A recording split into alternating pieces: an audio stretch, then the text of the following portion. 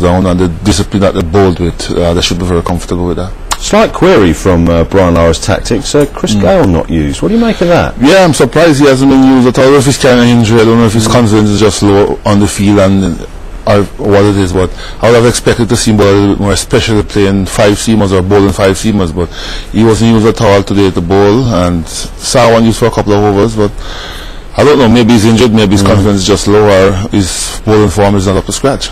Yeah. Let's take you back to the start of the day if you're just joining us for the first time. And the story really was about Virender Sehwag. It was a brutal onslaught before lunch. He was 99 not out at lunch, and we've waxed lyrically, Courtney, all day about the way he's played. It's simplicity in his batting in so much that he just wants to hit the ball. He just wants to hit the ball, just carries on through the ball, want to be simple. Ball to the boundaries as much as it seems. He's a clean hitter of the ball, and you can't really give him a chance to use on the arm because he uses it very well, as you can see by the highlights here. When he hits it, it stays it as well. What did you make of the way the West Indies bowled him, particularly in that lunch session, and the seamers? I think the ball right in his ear. He worked out as it was the Indian side of the pitch early. He doesn't have to do a lot of foot movement. He likes it a lot, and they gave him too much width and too much room, and the ball right in his arc, so he had a little bit of nowhere to do. I thought that the ball I think a little bit shorter based on past experience. Try to tuck him up a bit. Wouldn't mind seeing him hooking a little bit more, but that wasn't the case, and I think they bowled exactly what he wanted them to bowl. It is a slow pitch, and sometimes people say, well, don't bang it in because it's a slow pitch, it sits up, but it doesn't always work like that. The bouncer is quite a valid weapon on a slow pitch because the batsman don't quite know how it's going to react. It's even more valid on a flat track, because most of the time a batsman is not looking for it because he knows the track is flat or slow. He's not expecting the ball to get up at him, so sometimes it catches him by surprise, and that's what you want, a bouncer to be an element of surprise. The wicket taker for the West Indies, just the one, Pedro Collins, and he took 4 wickets, and he really was the main instrument in why Brian Lara was able to gain some control in the last couple of sessions. Back into Test cricket, what did you make of his performance? Well, he came back well. He hasn't played for a while. He came back well, a welcome return. He was very consistent in his second spell. He put the balls in the right area. Patient. I think he was very, very patient, and that paid off for him. It was just good to see him getting the 100th Test wicket. Beautiful delivery. 100th Test wicket there for Pedro Collins. That was a beauty, wasn't it? A little bit of in-swing, well controlled, well disguised, and pitching the right here. And when, as a fast bowler, when you see the middle stump being hit, it's very satisfying. So he bowled him comprehensively. The man that's still there for India is Dravid, the wall. He's 95 not out. He's just 5 runs away from his 23rd 100. Class act, a lot of patience. You mentioned the patience of Pedro Collins, but this bloke, a lot of patience. Over the years, he's been the rock for India. He doesn't play a lot of fancy shots. He's a very good technical player, very sound, and he's going to take his time. He's not going to give it away. He's not going to try to get to the 100 before he pulls up play.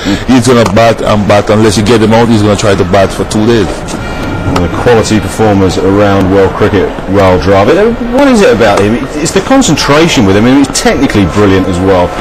Lovely stylish, got away with it here. But he, above all players, it seems, in world cricket to me, has that ability to just bat for a long period of time. I suppose Callis is another one. Callis is another one. I think they're in the same mode. But for me, Dravid is a person who is not going to give it away. He might start shaky, but once he gets in and starts to concentrate, he's going to consolidate, and he shows that even when he was batting with Sehwag, he didn't try anything fancy, just played his natural game and up the tempo. And before you look at it, he was in the 70s. He's now 95 without being out and looking very set to get a big one tomorrow. Now the West Indies got some reverse swing as the ball got older, and the commentators were making a big deal out of Taylor hiding the ball as he runs up to try and stop the batsman seeing which side is the shiny side and the rough side. Here's an example here, just trying to cover the ball so the batsman, in this case Mohammad Kaif, can't see which way round the ball is being held. Here he has it again. They're critical, saying this is difficult for a bowler. This is something you did with great success. Yes, definitely. Wasim did it, Walker did it. I mean, you've got to know when you're doing it, and something you should practice. It shouldn't take anything away from what he's doing.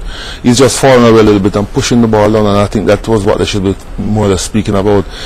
In modern day cricket, if you can get an advantage from the batsman to hide the ball away from him, you should think about it. It's something that it works and can work.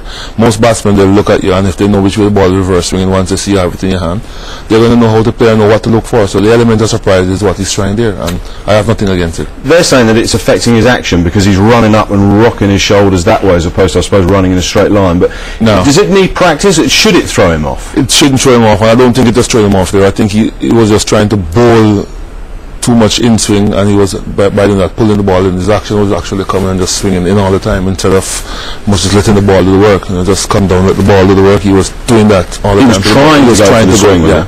So the key is just to bowl. Just the ball and let the reverse swing works for you. Don't try to force it, because once you do that, it's going to push down the leg side. Where's this going then? 361 for 4. What's Lara got to do tomorrow, really? He's got to try and keep it down slowly. It's a fat track, good batting track. India will be looking to get a big one. The captain is going to try to battle at least lunch tomorrow. If he bats till lunch, they'll get close to 500, 550, and that's what they'll probably be looking for. Maybe even 600 before they let the West Indies bat, and then try to pressure the West Indies on the last 2 or 3 days of the Test match. Will you see this wicket deteriorating greatly? Not on past experience, but I'm not in St. Lucia to say exactly the preparation it's under, but I don't expect it to deteriorate that bad that the West Indies cannot bat and bat well on it. I think it's going to be a high-scoring Test match like the previous ones, but India is definitely in the driver's seat right now. Okay, Courtney, great to see you. You'll be back tomorrow. It's been the story of the Indian batsman to start with, Sehwag, smashing 180, really lightening up this Test match in the morning sessions of play. But then the West Indies fight back came, led by Pedro Collins with 4 wickets, his 100th Test match dismissal. It's intriguingly poised.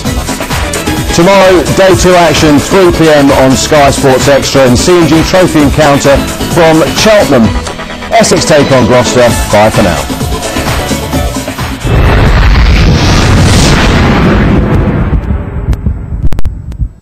Sky Sports Summer of Cricket.